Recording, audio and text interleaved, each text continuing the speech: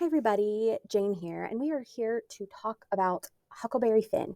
I recently read this book and I wanted to have a spoilery discussion about my detailed thoughts on it. Normally, I don't come to you guys this way. Normally, I am on the screen and we do video, but today I decided that it was going to be audio only due to just some circumstances around the recording. And this may be a format I try on occasion, just for simplicity of sometimes my recording space is not as easy to access as other times. I don't have an actual studio, maybe someday. Regardless, Huckleberry Finn. And spoilers are coming, so if you have not read this book, please note that I'm going to spoil everything and tell you my opinions about it. So I read this book because I kept seeing people talking about the book James, and I was eager to read James and do plan to read James in the near future. So I was very stoked about that, but wanted to read Huckleberry Finn first. I don't know how much they actually have in common or rely on each other. I know James is based on the character Jim from Huckleberry Finn.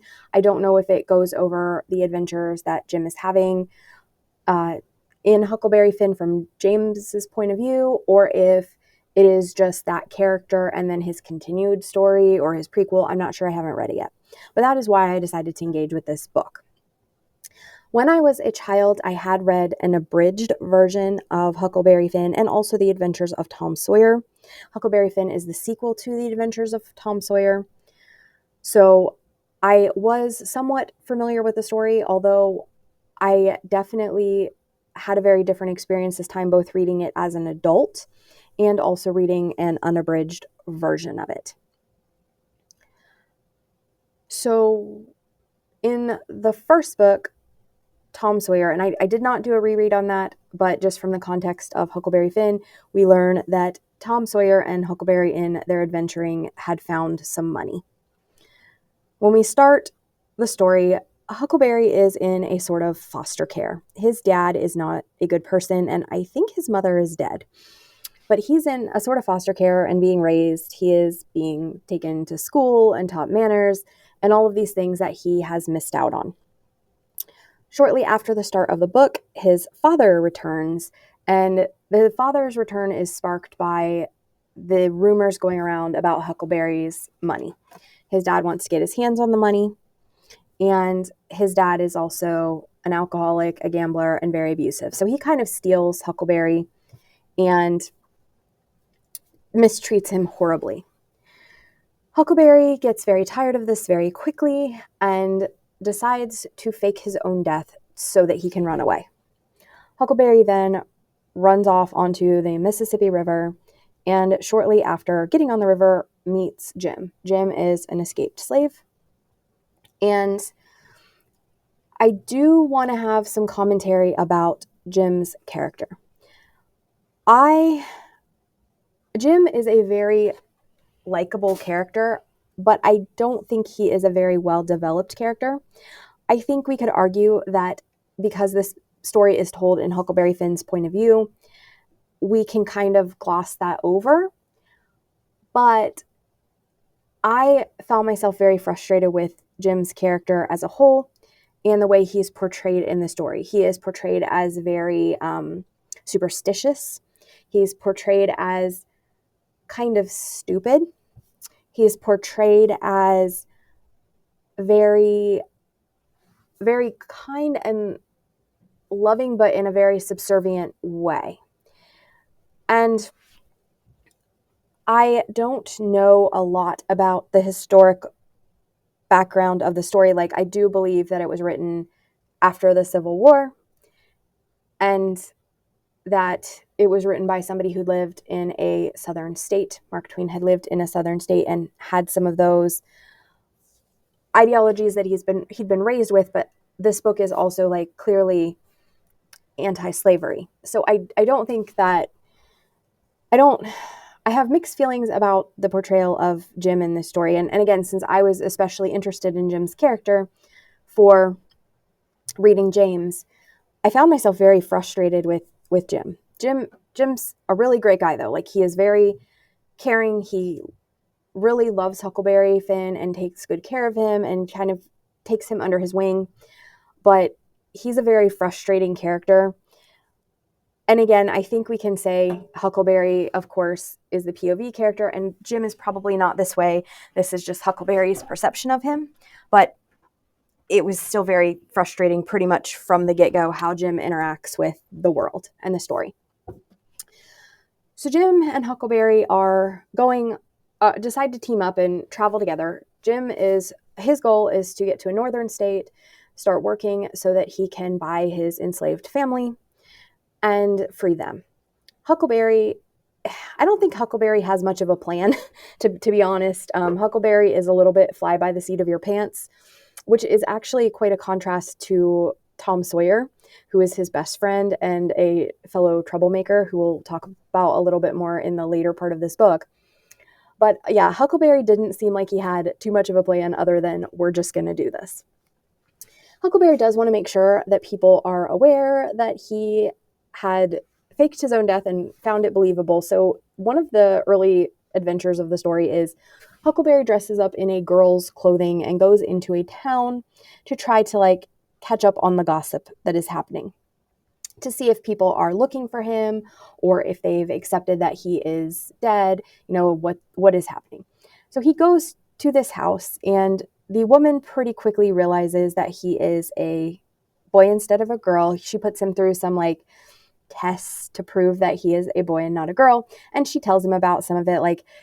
She throws him, I think, a ball of yarn, and the way he catches it, or maybe the way he throws it, one way or another, there's some catching, throwing that is involved, and you're clearly doing that like a boy, not a girl. But while he is in town, he does learn that Jim is missing, and there is some question of, did he do something to Huckleberry? Because it's kind of suspicious that him and Huckleberry disappear at the same time. Everybody generally assumes that Huckleberry's dad is the one that did him in, but it's unclear at the start exactly what people are thinking. They're still trying to figure it out and looking for Huckleberry, trying to find his body, etc. I'll be honest, I don't remember a lot of the early book because it was kind of boring and dragging. For me, I am not a big adventure story person. I do know that at some point they come upon a little ship that has a dead body on it, and Jim protects Huckleberry from seeing that body, and then at the end of the book it's revealed that that was Huckleberry's dad. But the parts of the story that they have, Jim and Huck have some minor adventures early on, and then I would say the heart of the story starts happening. They get caught up with these con men, and the con men are called the King and the Duke. So the King and the Duke, they don't know each other, or they have just met, I guess, and they start trying to run these cons, and they have Huckleberry and Jim along.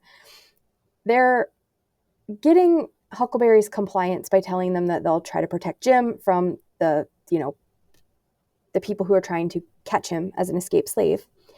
And so they have this plan that they are going to make it look like they have captured Jim if he were to get caught while they're doing these travels. So the Duke and the King are telling Huckleberry that they have this plan, and they are enlisting Huckleberry to help them in these different cons that they're running. So one thing they do is they're like, oh, we're going to perform Shakespeare. We'll have people pay to have us do Shakespeare, although neither of them are great actors. I think the Duke at least says he has a history of acting. I don't know that he really does have much of one, but let's say he does. They go and they decide they're going to perform these different Shakespeare things. People are not real thrilled with it. They think it's kind of dumb, and they don't think these guys are very good. And so they've realized that they're not making very good money this way, because people aren't coming to the show. People are not being like, oh yes, these guys are great, let's go to their show. So after a little bit, they decide they're going to do something that's very avant-garde. And they do. They have people pay really big money to see this show that is just basically they bring out a nude guy onto the stage. And a painted nude guy, and that's the end of the show. And their thought is, we're going to have the people trick their friends into seeing it just because they saw it and thought it was so bad. And it's going to be one of those things where they just want to be like, oh yes, it's great, go see it, just so that they can laugh and be like, haha, you went and saw this horrible thing. Well, that kind of backfires because on the last day of their performance, the people in the town are very angry with them and run them out. So some other cons go on, and then they meet as they are traveling this man who is leaving a town. He is going away on a ship for a while to, I don't remember where he's going. He might be going to England, but I could be wrong about that. But he tells them that there is a family who is waiting for their brothers to arrive from England. Maybe that's where I'm getting England. I don't know if the guy they met is going to England as well, or if just the people are coming from England. But there's a family. They've recently lost their father, and the father's brothers are coming from England. They haven't seen them in like 40 years, but they've been writing, and they are coming to kind of help take care of the family in the absence of their brother. So the king and duke, after getting as much information from this guy as they can about the family in question, decide that they are going to pull a con on this family and get this family's money, inheritance, whatever, by pretending to be the brothers of this man who has passed away. They arrive at the farm where this family lives, and they're really, really nice. The ladies of the house are really, really trusting. They're very, very nice to Huckleberry, and Huckleberry starts really getting a conscience. I mean, he hasn't loved necessarily pulling the cons up to this point, but he never felt real bad about cheating people. One of the things that is very charming about this book is Huckleberry has a lot of personality that comes out in his point of view, and particularly when he is trying to understand his own feelings about morality. He is his father's son, so he is kind of in a way sees himself as a bad seed. He has not been brought up properly, and he is aware of that. He also, he wants to be good, but he views himself as, kind of a bad kid, a bit of a ne'er-do-well child himself. And as a matter of fact, later on, he has some discussions and comparisons to himself and Tom Sawyer, and he views Tom, who has been brought up properly, as like virtuous and good, whereas he views himself as terribly flawed, like unredeemably almost flawed. So he feels really bad, though, about what these con men are going to do to these women. And so he does some stuff to intervene to try to keep the women from giving these guys their entire fortune. And actually, for me, this was one of the better parts of the story. I did end up giving this book like a 3-star rating. But at this point in the story, I probably could have gone up to a 4. I was really having a good time with the whole situation of Huckleberry trying to figure out where he is on things. And, obviously he wants money. He wants protection for Jim. But I don't remember if he was going to get money from the con. But, he wants the guys to do well. He's traveling with them.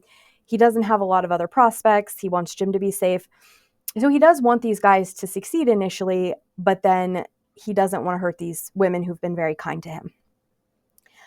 So he is not ultimately who screws up the plans for the Duke and the King, but his actions are certainly part of what happens that makes the Duke and the King have a less than great time pulling this con and eventually be unsuccessful.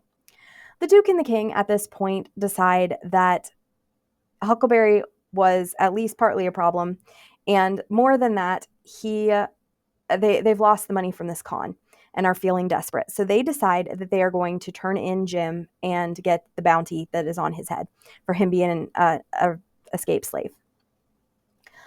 So they turn in Jim, which of course is very upsetting to Huckleberry, and Huckleberry then goes to try to fix the problem.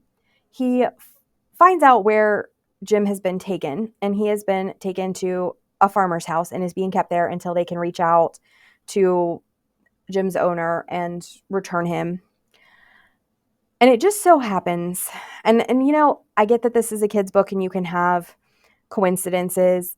I did roll my eyes a little bit because this is such a coincidence that it could never happen. But, and maybe again, there's something in Tom Sawyer that would have changed my opinion on this. But for me as a reader, I kind of rolled my eyes that it was so like circumstantial. But he happens to be being kept at Tom Sawyer's aunt's house. So Huckleberry shows up and is trying to find out what has been done with Jim, finds that they immediately mistake him for Tom Sawyer. It takes him a minute to realize that it is Tom Sawyer that they have mistaken him for. However, Tom is also his best friend, so all of the letters that have been written back and forth to Tom's aunt, he more or less knows the information about. He knows what's happening in the family. He knows what you would expect Tom Sawyer to know. So he's like, yeah, I'm Tom. This is great. So he is trying to figure out what he's going to do about Jim. Shortly after, the real Tom Sawyer shows up. And I will tell you, while I was having an okay time up to this point in the story, from this point on, I'm angry about everything that happens in this story. And I really did not enjoy it. So, Tom Sawyer shows up, and Huckleberry kind of explains to him the situation. And Tom's like, no problem. I'll just pretend to be my brother. So Tom is now impersonating his brother Sid, and Huckleberry is impersonating Tom. And of course, his aunt and uncle are none the wiser.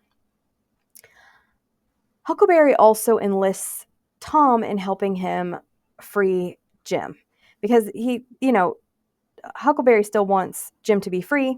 And he has actually a really interesting internal monologue about this whole situation. On one hand, he has been raised to believe that slaves are property, but Jim is his friend and they've done all these adventures together.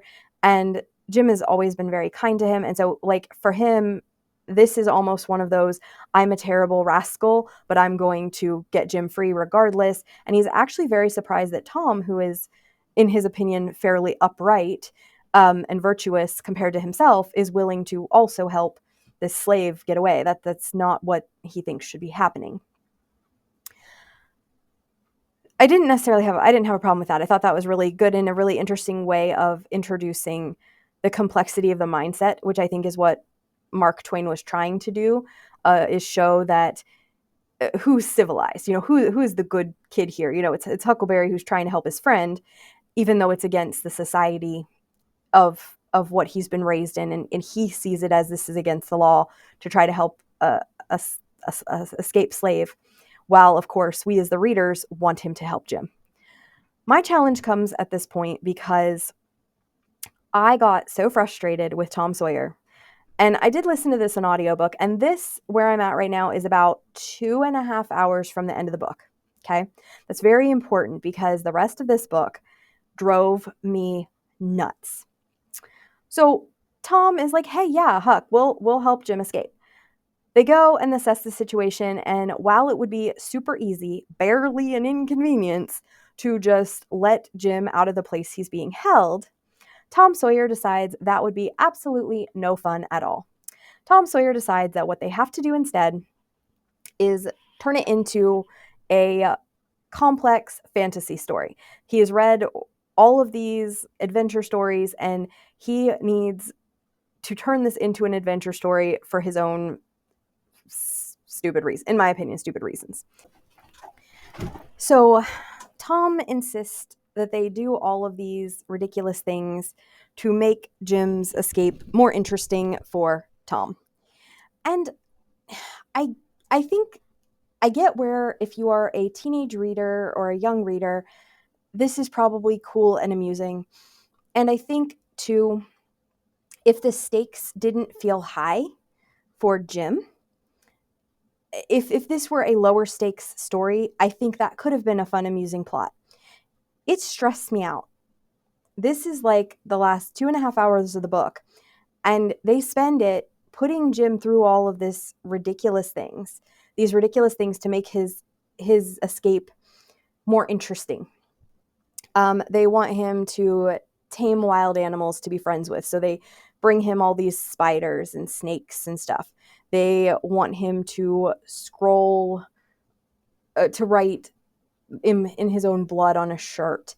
And of course, Jim can't write, so Tom helps him makes markings for him to copy or something like that. Just a lot of ridiculous stuff. They're sending him tools to escape that he's not actually going to use because they're going to do all the escaping for him in a pie, and he almost chokes on it. And I get that this is supposed to be silly and cute and interesting, and this is a children's book.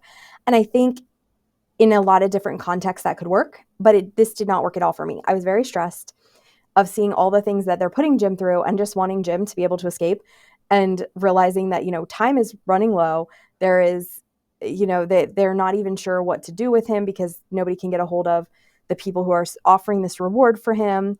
There is at one point some discussion about possibly lynching him because it could be because he's a runaway. It also could have been, and I don't recall this, there are concerns that he had something to do with Huckleberry's death. I don't remember all the circumstances, but there is like discussions about killing him. And I was very stressed by the whole thing, just quite honestly, of them not taking into consideration all that Jim's going through. Because Jim is being kept in this dark garage, not garage, a dark shed. He's locked in. He's at one point, he's got chains on his legs. Like, he's not being treated terribly, but he's certainly not being treated good. And 3 weeks, I believe, in the book pass during this time as they are doing all these shenanigans in the process of trying to free Jim. And I hated every minute of this. I'll just be really clear. Tom Sawyer annoyed me so much.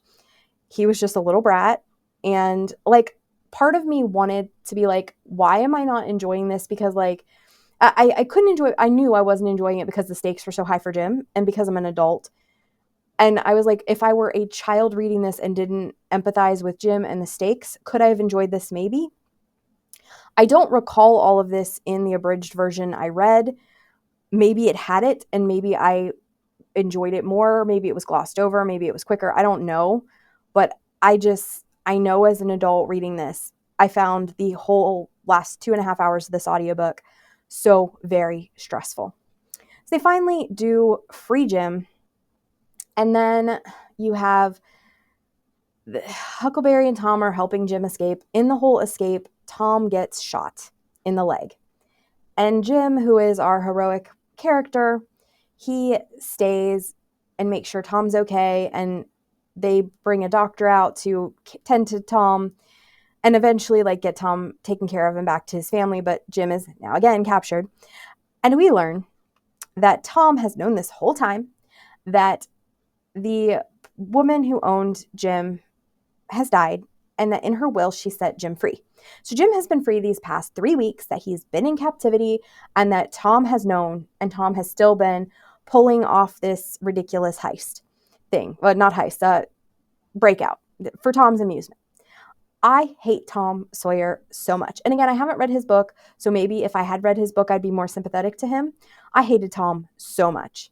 And of course, Huckleberry's like, oh, okay, well, of course that makes sense. That's why I thought I was doing the bad thing and being immoral, because I wanted to free a slave. And Tom here knew the only reason he agreed, because he's a good, upstanding, properly raised boy. The only reason he was okay with any of this is because Jim's already free. So he knew it wasn't breaking the law. And this whole thing just drove me crazy. I hated everything about the end of this book. I came close to DNFing this book so many times, but I wanted to see it through so I could read James. Anyway, Tom, I don't remember if they reveal to his aunt that who they really are, but Huckleberry goes back to being fostered, although he wants to run away again because he doesn't want to be civilized and he wants to, run off and do his thing. Jim is now free. I don't know if his family were freed or if he has to go make money to free them. I don't think that is specified. But yeah, this book, I had so many issues. Obviously the stress from dealing with Tom and his annoyance, and my own frustrations as an adult of being like, this is a classic. Why am I not able to turn off these feelings and be like, okay, these are kids' stories. This is a kid's point of view. Jim is not the main character, and Jim is wonderful throughout. And I know there are some people who have criticized Jim's character for being inconsistent and for not running away at the end and just leaving Tom Sawyer wounded. I think that would have ruined the book in a lot of ways, because Jim has been shown to be this very good guy, this very kind, very loving, very concerned about Huckleberry's welfare. And, also, I don't know how we could root for and not see as slightly a bad guy somebody who leaves a shot child, a shot child who has helped them escape, even though like Jim obviously doesn't know that he's already free and that this whole thing was ridiculous. He could we really root for him if he had left poor little shot Tom Sawyer? So I understand. I've watched a couple things since reading this book, and people have argued that Jim probably should have just left Tom. I don't think that would have worked for a lot of reasons, and also for the story that Mark Twain was trying to tell, that was obviously anti-slavery. I don't know that having Jim at the end leave poor injured Tom would have told the positive story for his readership that Mark Twain was hoping to. Although I also did feel that, like, Jim, you had your opportunity, you should have run. Like, I get why you didn't, because Tom is injured and stuff, but my gosh, these kids have put you through the ringer. You are a saint. You are a more saintly person than I am, because I would have left Tom. I'd have left Tom real quick. But Jim just puts up with all of the craziness from these kids and just has a heart of gold and is just the best human ever. And I think in some ways that actually is frustrating to me as a reader as well, because, and again, as I said earlier, this is all from Huckleberry's point of view.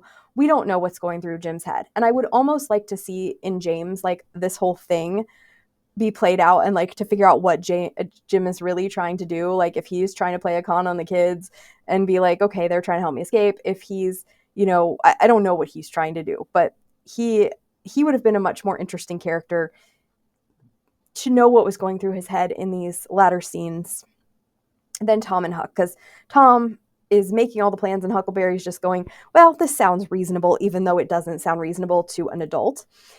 And again, I also realize these are books that were probably written more for children.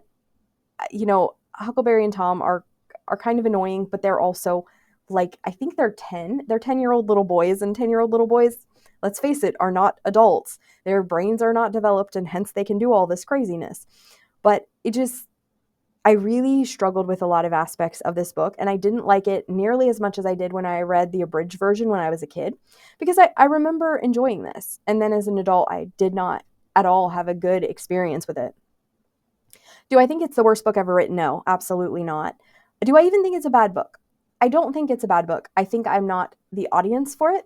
And I think being a reader in the time and space that I am a reader made that very difficult to read. Another thing I will mention that I had a hard time with in this book, that again is just, it's a classic and it was written of its time. There is an excessive use of the N-word. It is N-word this, N-word that all the time. And like, as somebody in a modern society, like, I will drop F-bombs all over the place, but I will not say the N-word.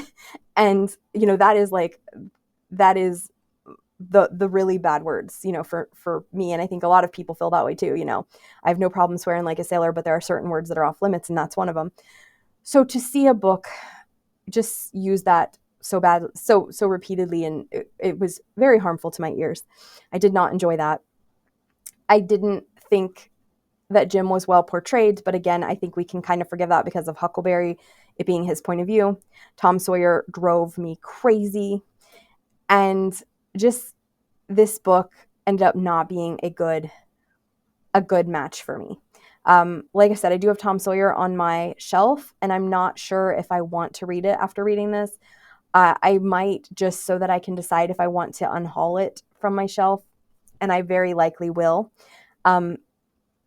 But I also remember when I was a kid reading the abridged version, I liked Huckleberry Finn much better. So I wonder now as an adult if I will be able to appreciate Tom being a creative, a young but creative kid with a bright mind who just is a little too ridiculous in his adventuring, or if the book will also drive me as crazy as Huckleberry Finn drove me.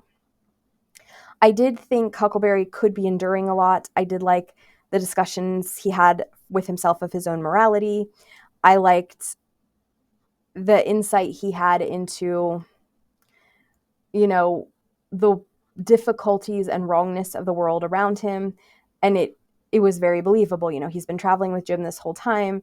He has a good relationship with Jim, and him and Jim, I do think, are genuinely friends, as much as a child can be to an adult.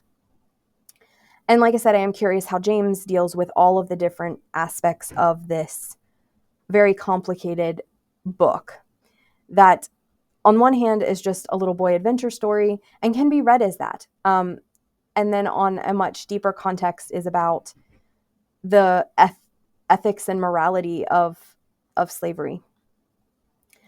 I will point out really obviously, I am a white woman in 2025 reading this book. There are a lot of people who have much bigger, deeper discussions on this book than I do, especially when it comes to the Jim character and especially people of color. I would recommend seeking out their thoughts on Jim and the portrayal of Jim. They can speak to a lot more than I can. So I just want to be very clear about who I am here, and make sure that I don't speak for anybody but my own thoughts as a reader reading this as, you know, a modern audience. But I did not enjoy it.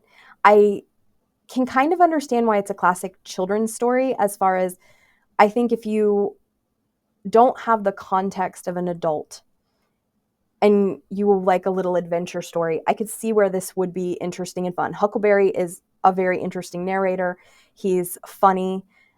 And again, I think all the little boy antics could really work for you, especially if you are a little boy. As an adult reader of this who knows a little bit about history, has a lot of empathy for Jim, even more so than Huckleberry, who, you know, can kind of be annoying because he's a little boy and doesn't want to be civilized. I just really struggled with this book and did not enjoy it nearly as much as I had as a child, and nearly as much as I think other people have enjoyed it. So yeah, this was a 3-star read for me. I will probably at some point read Tom Sawyer, but I'm not looking forward to it.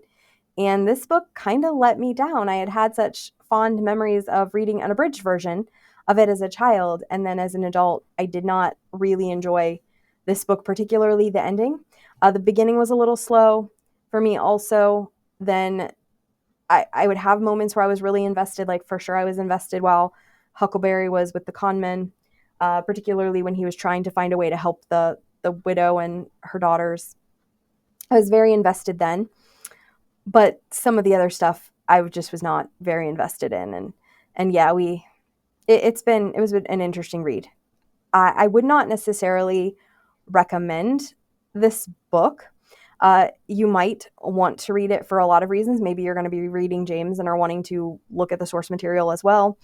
I think that's valid. I haven't read James yet, so I don't know how much Huckleberry Finn matters or does not matter to that. I've heard other reviews saying it doesn't, but I will tell you that when I actually get around to reading James.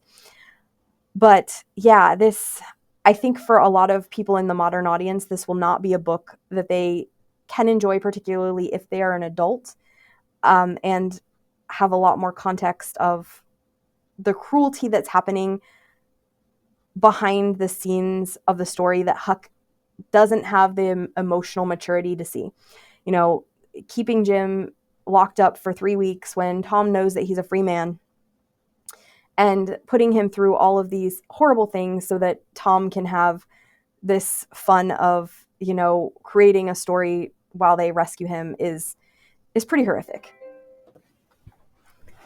So my final thoughts on this were, this book was certainly not for me, but I can see where a child who is the intended audience might appreciate it. I think it has a very good anti-slavery message for the time that it was made.